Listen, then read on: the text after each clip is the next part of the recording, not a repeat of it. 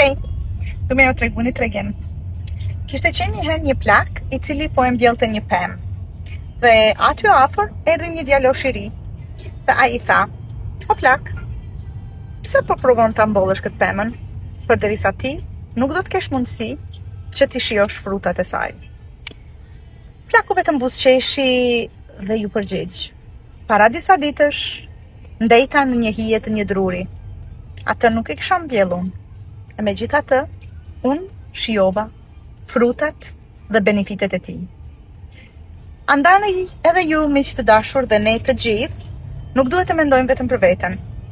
Sa herë që të bëjmë diçka, nuk duhet të mendojmë vetëm për atë nëse ne do të shijojmë frutat e punës të cilën ne e bëjmë. Por ne duhet të mundohemi që në këtë botë të bëjmë gjithçka që të tjerët të kenë mundësi ta shijojnë, edhe atëherë kur ata nuk na e din emrin neve. Andaj, kujtono, përderisa bëni diçka të mirë, nuk ka rëndësi nëse ju do të keni mundësi të shijoni frutat e punës tuaj.